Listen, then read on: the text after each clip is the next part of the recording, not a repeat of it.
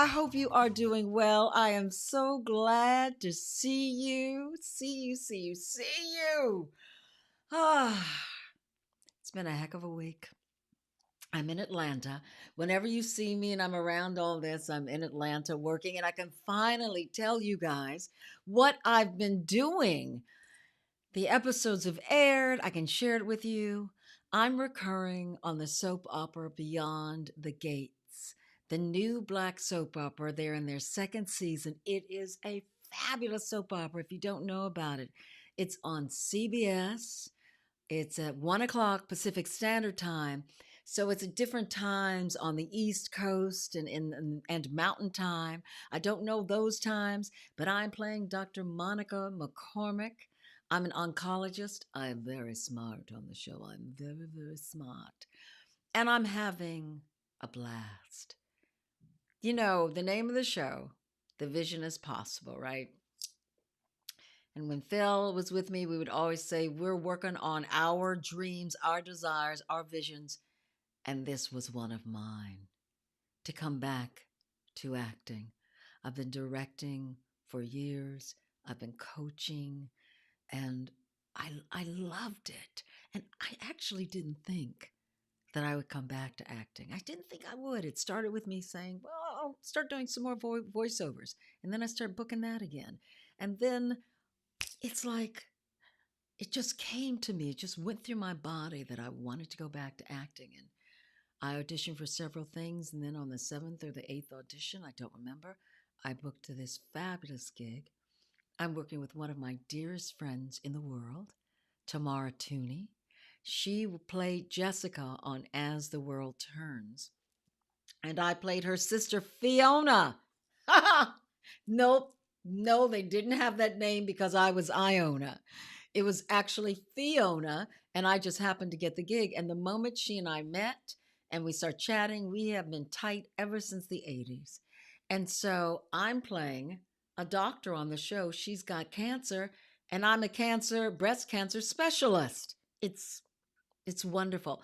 And also with another dear friend of mine, Clifton Davis, who I just love, that talented, fabulous man. And to have those two together as the matriarch and the patriarch on the soap opera, the first new soap opera in 25 years, the first new black soap opera in 35 years. And it's exciting, and everyone, they're so wonderful. The crew is terrific. They're talented. They're so good. Hair, makeup, wardrobe. The other actors are welcoming, and they're so good. And your girl is making her vision possible, just having a great, great time. So that's what I've been doing. That's what I'll continue to do. I've had 3 episodes air, and there'll be some more. So I'm here doing another episode. They got your girl working, and she is so happy to be here in Atlanta. I I honestly didn't think much about Atlanta. I've visited here a few times and I liked it, but I never thought about spending time here. I love Atlanta. The food is good, and the people are wonderful, and it's beautiful. I rent a car because, being from LA, I just can't do. I can't. I don't come from the Uber and the Lyft generation. Not that I won't use them, but if I can have a car so I can be free, and that's the part. It's about freedom. I've been driving around Atlanta, and it is beautiful, gorgeous. It is a city that is built inside of a forest. So there are beautiful trees everywhere, and I'm a tree girl.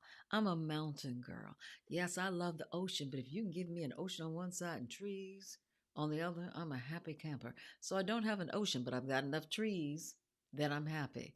So this is where I am, and I'm just loving it. Someone says it's 2 o'clock. Moon Crab says Beyond the Gates is on at 2 o'clock on the East Coast. So check it out. Support the show. It's really wonderful. So, this is Women's Month, and this is the last Wednesday. Is it the last Wednesday? No, I've got one more Wednesday, which will just be me next week. It's just going to be you and me next week together. We got some things to talk about. But this is Women's Month, and I've been celebrating this. I have a fantastic, fantastic guest I cannot wait for you to meet. But before I get there, I have to be real with you on the state of our world and on the state of our country. Now, we stay informed, right? But we are not going to let this bring us down. We can get upset.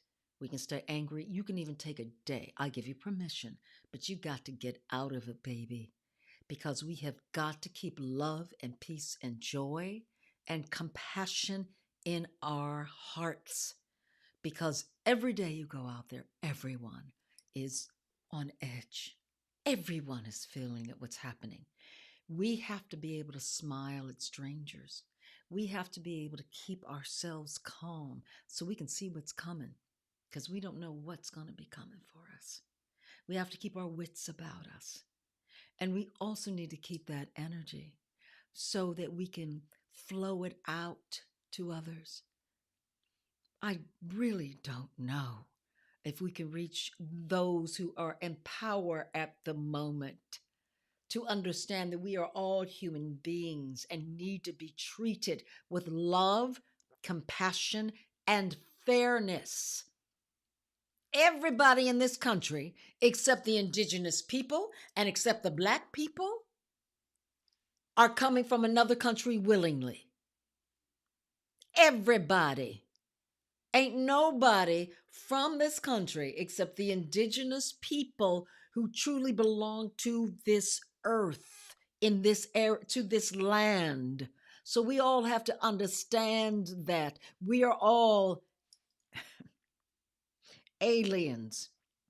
And the reason why I say except for Black people, because we were brought over here as slaves. We did not want to come. But now that we are here and we have helped build this country like every other ethnic group, come on now. So be loving, be supportive of others, and stay aware of what's happening. I've got to start each show like that because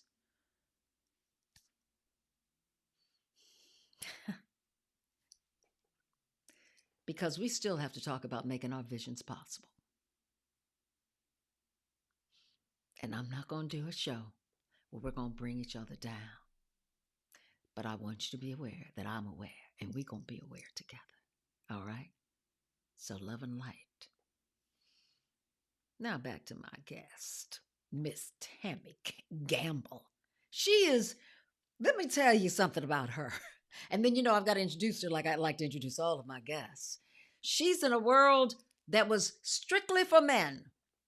When I was growing up, girls had the choice of sewing or cooking class. And then there was shop, which was always for the boys. But Miss Tami Gamble, well, I'm not going to tell you what she did. I'm going to let this little video to introduce her speak for itself. And then we will be with Ms. Tami Gamble.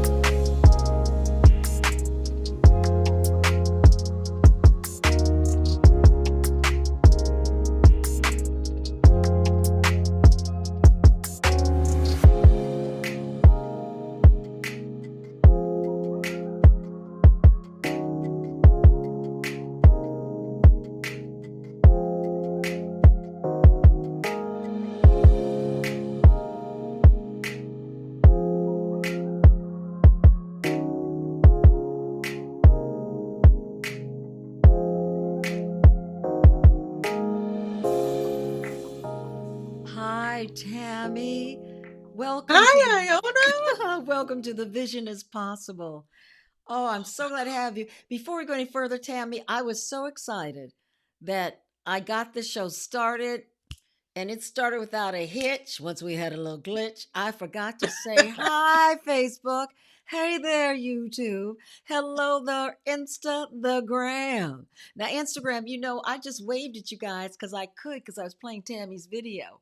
But I'm not going to be able to come over here and wave at anyone else because otherwise I'll be doing this. And I don't like to do that. I want to stay right here with you. Ah, Tammy Gamble. Hey, welcome. I'm so glad you are here. You have made my entire Woman's Month. Just the amount of energy you've brought in these past few moments and the memories from the video you just shared. Oh, my heart is so warm. You're pretty fabulous, aren't you? Tammy, I'm just a carpenter. She's just you a carp. Okay, now, Tammy, I do this everybody. Let's go to the beginning. Where are you from? And how I did am this originally, happen? Go ahead. Yeah. I was born in the Bronx and then raised in Detroit with my mom and dad before moving to Texas. So that's a general of where I'm from. How did you get to this? Because I know it was through your father, but how did that happen? So actually, my dad was a carpenter. Mm. He built his very first house, and this is my daddy in love because I have a bio dad who was a neurosurgeon. And so I tell people I received my dexterity from my daddy, and I received my craftsmanship from my daddy in love. Oh, that's beautiful. Oh, I love that. So, okay, so you did that, but I mean, how did that happen? And this is why. Okay, for example, so when I was a young girl, I was maybe I was barely a teenager. My father said you have to learn how to change a tire. And so he Okay. took me out and he taught me how to change a tire. And then when he taught me how to change a tire, then I was like, "Oh, I'm into hammers. I'm into screwdrivers. I'm into drills." So I fix things. I do things too. I don't. I have a wonderful husband, but I don't need a man to help me hang a picture or to build or to look at the directions and how to build the coffee table that we have. But I'll tell you, when I bought my first drill, Tammy, and I was in my apartment, and I was in my early 20s, and I was standing on top of a little step stool, and I was about to put a picture up, and I turned, ooh, you, I just hollered with joy, ooh, listen to this power. Oh. So okay, so but you're a girl. And at that Yes, yes. time, girls weren't doing carpenter kind of things. So how is it that your daddy in love got you into this and you fell in love with it? Tell me. So I always loved working with my hands. My actual first love is sewing. Ah. I am I am actually a master seamstress, and some of my work has been seen on the Grammys, which a lot of people don't know.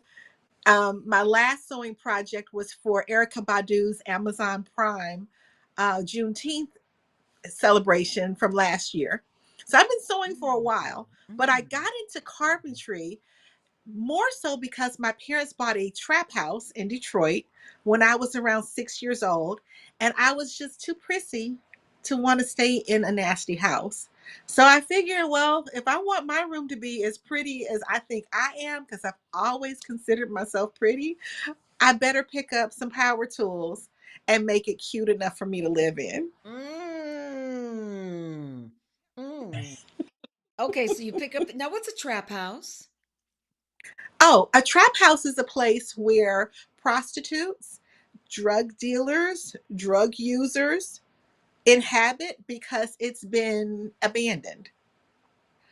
And so my parents bought an abandoned house that was inhabited by people who were using, dealing drugs, and doing prostitution.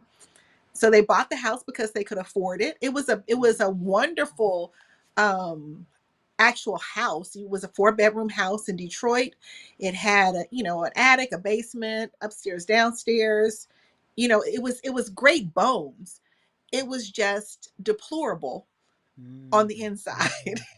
So, just rat and roach infested. There was a dog that had been in the house that it Mm-hmm. had his way on Mm. the floors. And it was something my parents could afford, and they saw the dream. And so little did I know that my dad and my mom opening up that environment was going to give me this yearning to just work with power tools. My dad taught me how to measure, and after that, I was able to take care of everything else in life. So See, that's how it began. you know, I love that because that could be such a story of, oh, they bought this house and it wasn't clean and it was terrible. And there's so much about what are you given? Work with what you've got and make it Yes. into what you want. So what ended up happening with that house? What ended up happening? What did you guys end up Oh, doing? Tell me. oh my God. From the attic all the way down to the basement, we made it beautiful. My parents really let my brother and I have at it in the attic, and so in the cold seasons, that was our playground. Mm. The floor with the bedrooms on it. I actually had a green bedroom. It was like a soft mint green, and that had rainbows on the wall. And my mother found rainbows on the bedspread, and she bought me some pretty green shag carpet because that's what was in at the time.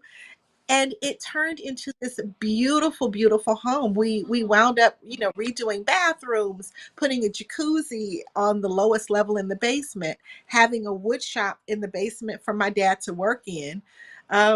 We had really pretty furniture throughout the house, fireplace, ping pong tables, and things like that in the back, in the basements. And it was a wonderful home. I mean, we had gardens and flowers, and we just worked on it, and it became this lovely home that is forever in my heart. oh, that's wonderful. That's so see that I love that because you could have gone ahead and just been miserable, but you turned it into something. That is such a life lesson right there. And I know for myself, as much as the environment became beautiful, the best piece of building that I had occur there was building a relationship with my parents, because they both let me know that I could, and that never left me. That's wonderful. So you do that, and then where do you go from there that takes you into carpentry as a profession and as a foreman? And oh shoot, Well, it wasn't a direct path, okay? I'm sorry, Like Francis. most. Hold on one second. I'm so sorry, Francis. I don't know why. I'm sorry, baby. I don't want to for some reason. I don't know why, but we can't. I can't show what you're saying. So I'll get that fixed for next time. But Francis says, if I could, to you, it's a gift to see beyond the exterior and see the vision as possible.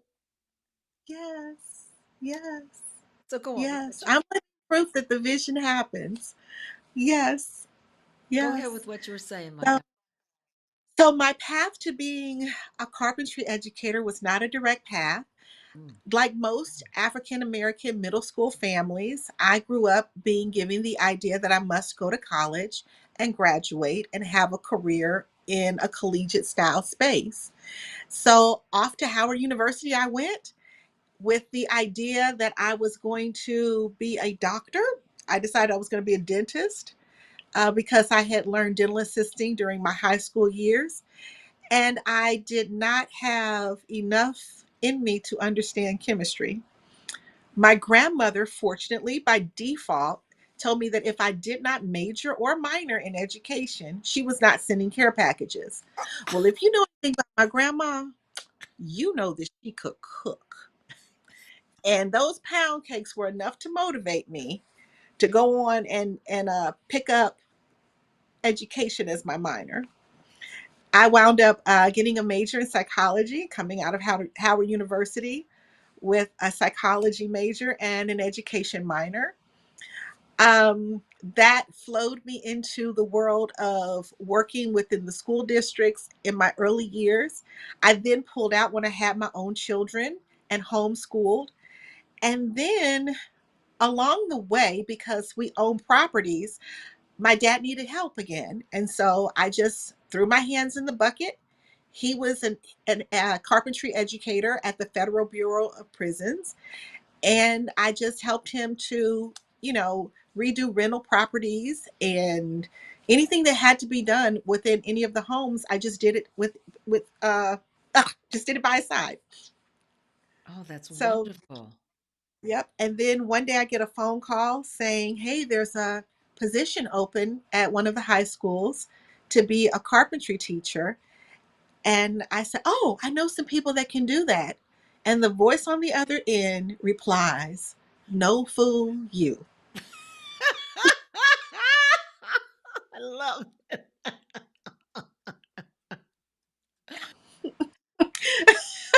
So I accepted the challenge.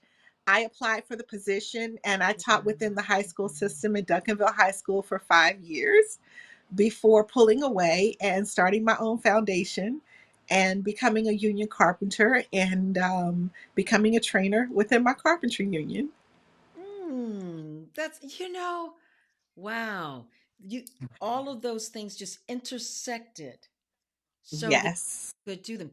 Thank God for pound cake, or else we never would have had you.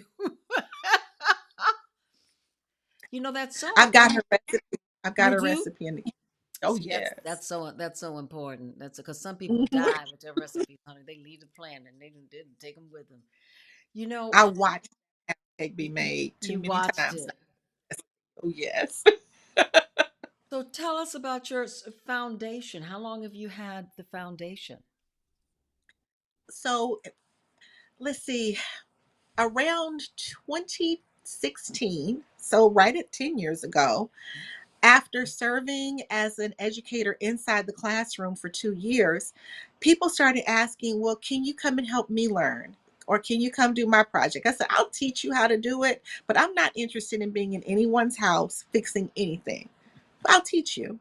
So I started packing up my pickup truck and doing pop up classes throughout the greater North Texas community.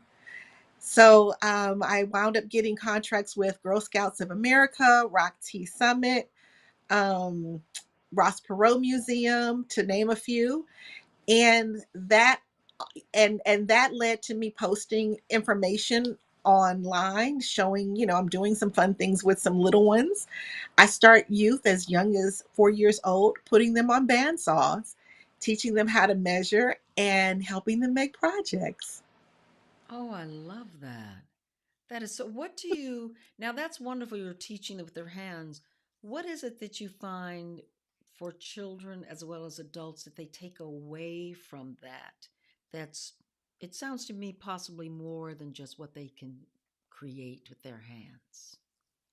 So we as educators, in so many instances, we're only dealing with a small portion of our abilities when we're dealing with just simply reading and writing. But when you put tools in someone's hands, it opens up the kinesthetic learning. And then when I teach them along the way, now you have to listen to your tools.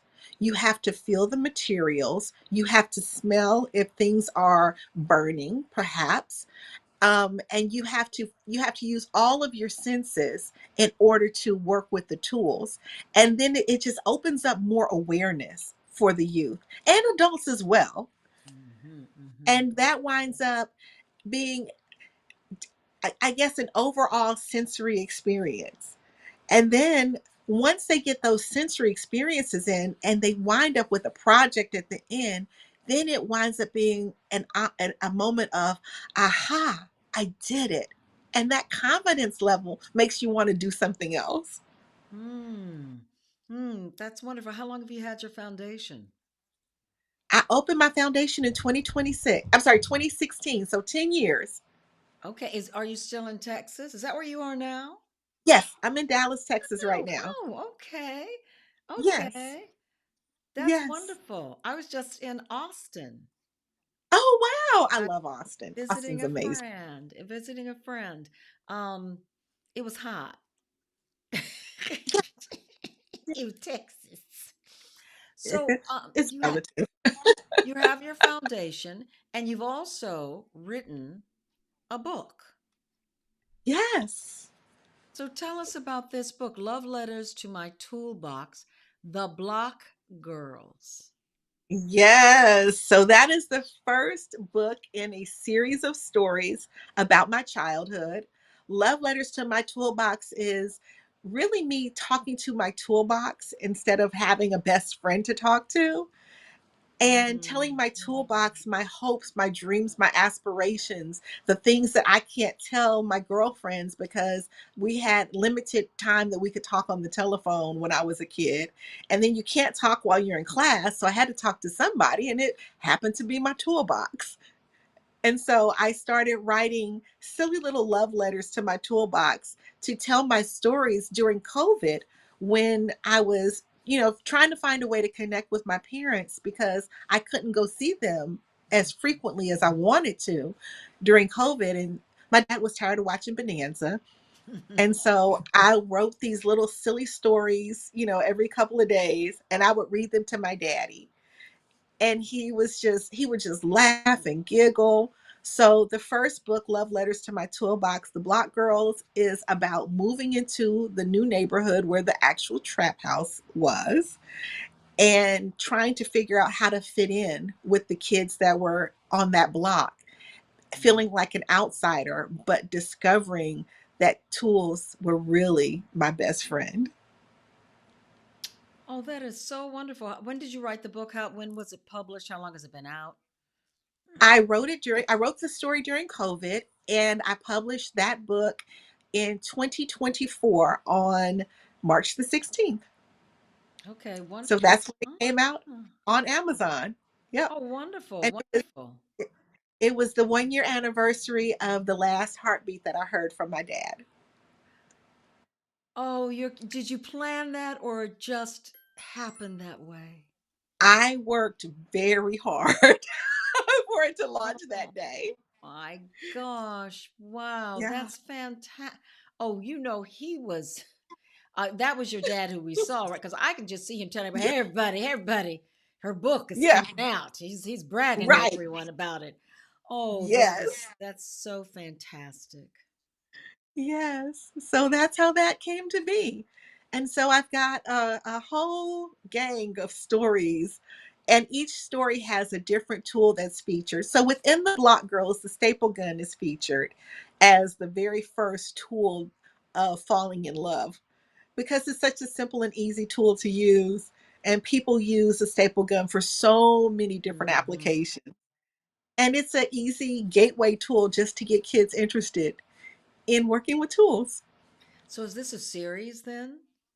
Yes. You know what I see?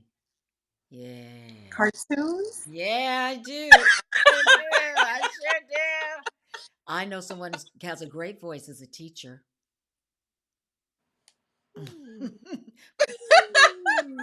Oh yeah, this is great. It's so inspiring for girls and for Yes. and Yes. for girls and boys. Just to when I grew up, girls girls wore pink, boys wore blue. Girls played with dolls. Da da da. Boys played with it. I wanted to play with my brother's toys, and I wanted to. There were these other games that boys did that I was a tomboy growing up, and I just Yes. loved it. But I would be maybe the only girl out there playing softball with all the boys, or we had Karens at that time.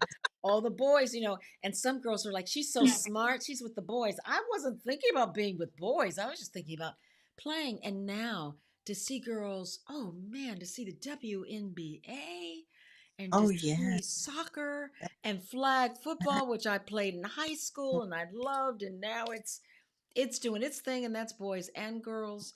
What it Hmm. does to me is it releases all of us from what you're supposed to be. Yes. And it's so funny that you say playing with dolls. I have a story called Sandy Doll, where I was playing with a doll baby in the sandbox, trying to prove to the girls at school that I had girl toys because I loved kickball more than I loved playing in the sandbox with the girls and the dolls. And that particular story evolves to me falling in love with pouring concrete. Oh, tell us about that because you start pouring at 6 years old, right? Is that what I read? T- Yes, yes, yes. So I actually got in trouble for taking a doll baby to school, forging my mother's name, and trying to um, smuggle this doll baby home with all this sand in it. Forged my mom's name. The principal finds out. He calls my mother. There was a field trip I was supposed to be going on to Canada to look at the tulips, which are still my favorite flower. And I didn't get to go. And that particular day, my dad was pouring cement steps in front of our house. He was rebuilding the steps in our trap at our trap house, and he couldn't get the machine to work. So I was fascinated by anything construction, and I had noticed that the cement trucks have a sideways angle that makes the cement churn inside of the barrels. And my dad had the machine set up and it wasn't on its side. So when he goes inside to call the company and say, "Hey, this machine's not working," with all my might, I pushed that machine on its side. And my dad comes jetting out of the house, scared as he can be, like, "Don't do that." Ah! And as soon as it tips to the side, the cement starts to churn. And my dad says, "How did you do that?" And I lift up my shirt. I said, "Because I'm Wonder Woman." I had on my underoos.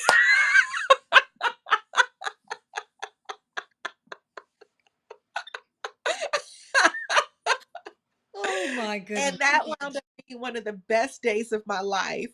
And, the sandbox, and then the sand with understanding the lime and how to mix the different compounds in order to get cement. It was just completely amazing. And my dad taught me how to, pour and set steps that day and finish them. When you were supposed to be looking at the tulips. Yes. Okay. Yes. You have a resilient spirit. It's part of why I Oh, bless. wanted to talk with her, you guys.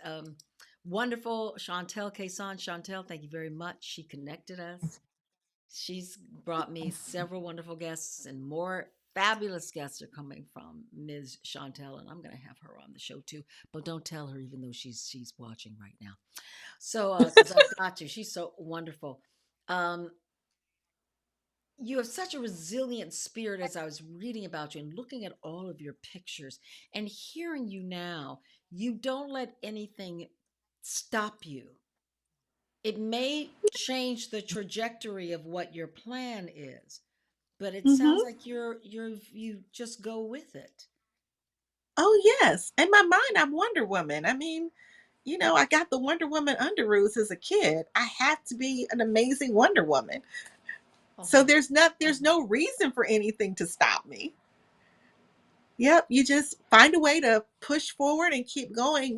There's a lot of edits and a whole lot more pivots, but you find a way to just keep going.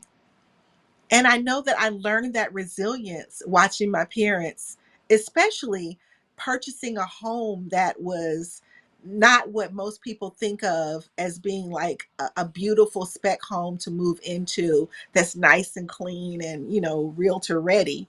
But my parents saw a vision, and it really taught me that you can see through the mess and find the glory. those are wise, wise words. Mhm. What do you say? And you've just said it. You've said it, but I'm going to ask you anyway. I know you have a lot of friends and you've run into people who stop themselves when they hear the word no. What does the word no do to you?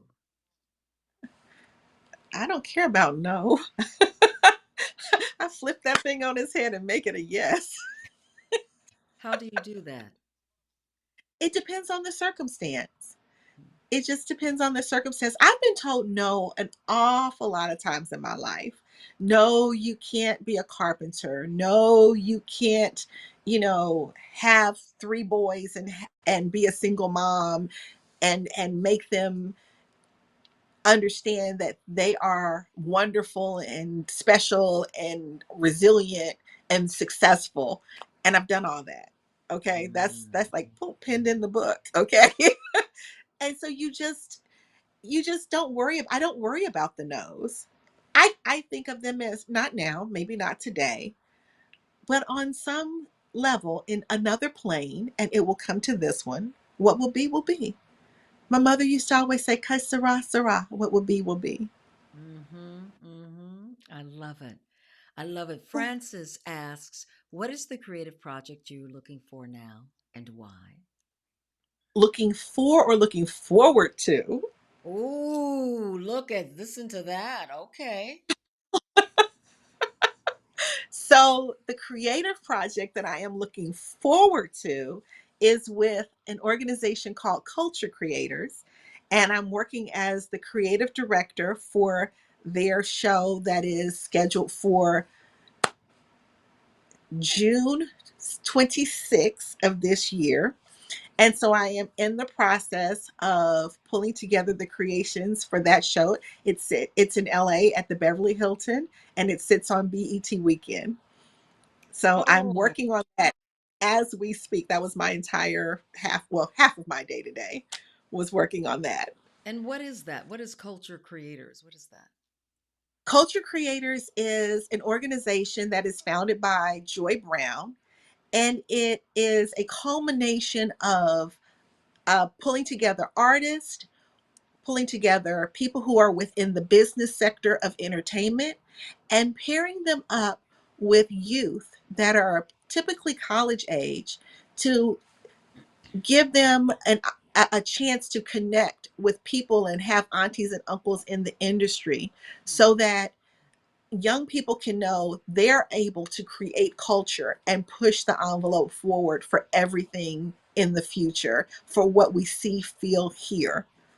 And so that's what Culture Creators does as one of many different things. So we have our Innovators and Leaders Award Show every year. This is the 10th annual Innovators and Leaders Award Show. Mm, And wonderful. I've participated in some way for about the last five of them. That's wonderful. Now, why you? You're a carpenter. So how does and a master seamstress?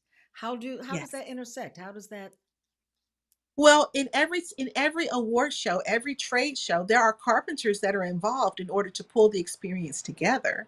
mm, So if you think about going to, say, the BET Awards or a national convention, and you see all these wonderful exhibitions that are there, carpenters mhm. are the ones that put those together.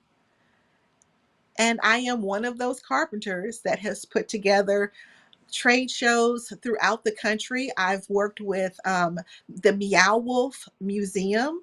I've worked with the Setia conventions. I work with Freeman Exhibition Company, Global Exposition Services called GES. I work with Shepherd Company, to name a few, in Mhm. order to pull trade shows together. And so I'm one of many carpenters with boots on the ground pulling together exhibitions. I've worked with JW Marriott and let me think. Oh gosh, so many. Gaylord Texan Wow. in order to pull together exhibitions. So Fantastic. on this particular one, because of my experience in the background and being able to pull ideas into culture creators, my role has expanded into a co-creative director position. And the my co-creative director is actually Erica Badu on this one. Oh, how magnificent. That's wonderful.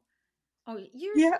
you are just a beaming, shining light. I'm so glad to have you here. I want to ask you. Oh, I'm sorry. Go ahead. Say what you want to say. Come on, come on, come on, come on. I hear about your dad, and this is wonderful. Tell me, what woman has inspired you? Ooh, woman that's inspired me. I'm gonna have to say my grandma. My Why? grandmother, my grandmother is Jimmy Tyler Brashear. She was the first African American female to hold a position higher than principal in Dallas Public Schools. And as a result, there's a school named in her honor here in Dallas, Texas. And Oh, I have to say that she inspired me because she would always say the African proverb, he who teaches learns, he who learns teaches. hmm. And so it was an expectation from her that whatever I knew, it was my responsibility to pass it forward. So she is my biggest female inspiration. Oh, I love that proverb. He who teaches learns, and he who learns teaches. Yes. That is so beautiful. There are so many beautiful act activating African proverbs. We are such a beautiful Hmm. people. Hmm. I just love that. I am so glad you came today and that you are my guest, Tammy. You are just a as I said, a vision of light and wonderfulness. And I'm so grateful. I have one last question, even though you have Yeah. inspired so much.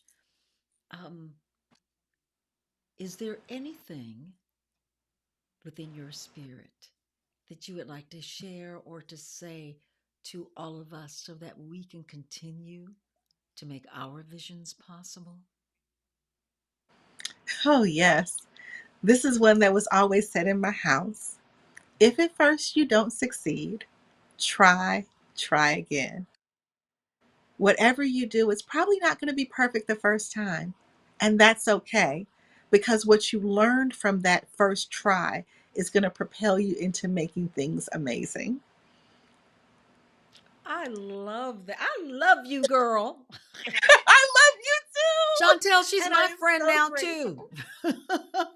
I'm sorry, I didn't hear you. I said, Chantel, she's my friend now too. Thank you so much for being here with us tonight. I wish I you am so well. honored.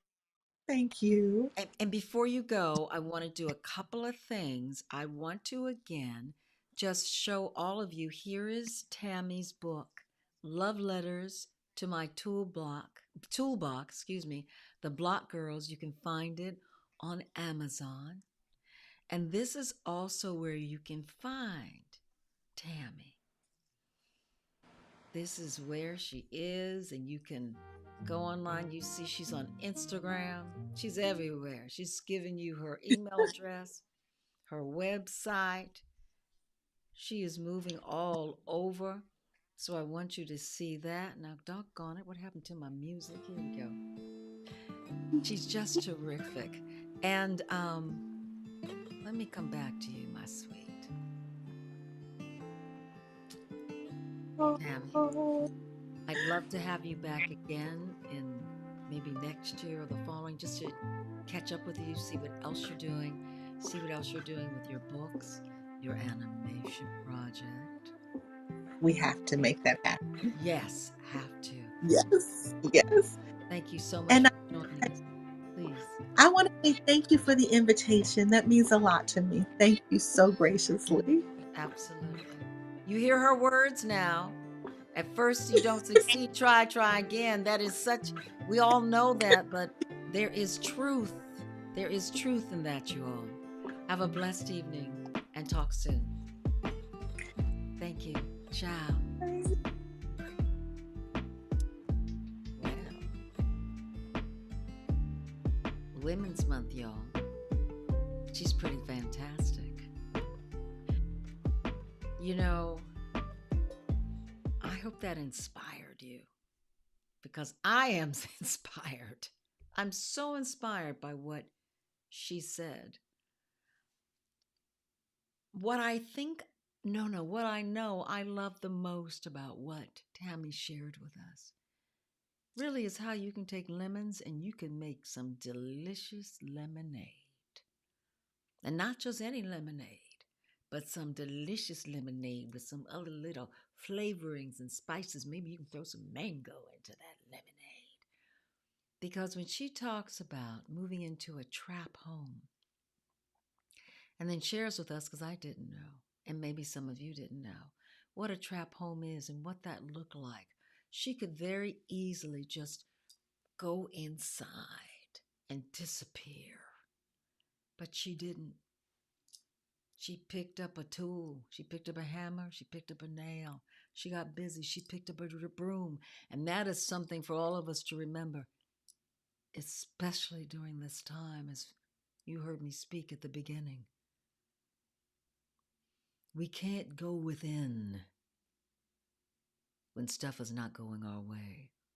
When the no's come, and they will, baby.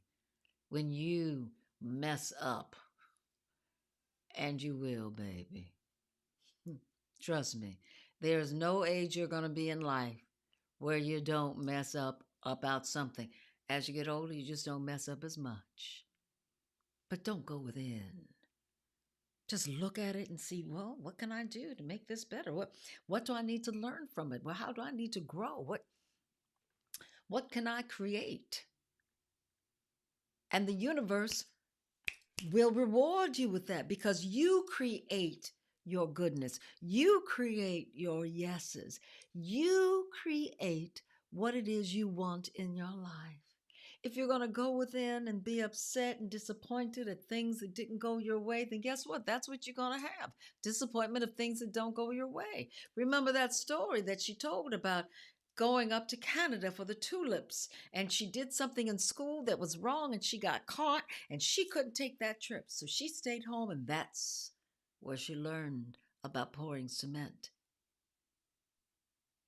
We don't know what the powers that be, the universe, has in store for us. We don't know what left turns we make, of where we will find what we are really looking for. We don't know. Every gold road is not good. All money ain't good money. So stick with what your passion is, with what you want in life. And you may not know specifically what it is, but you want to inspire people.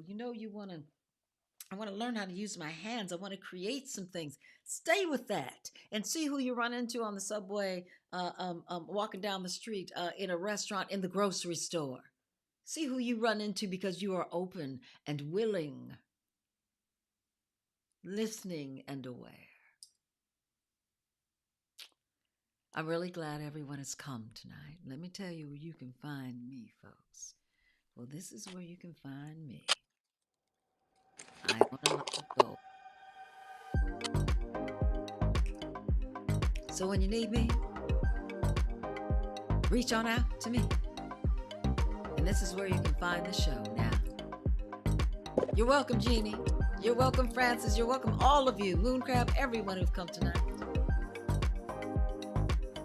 Ah, yes.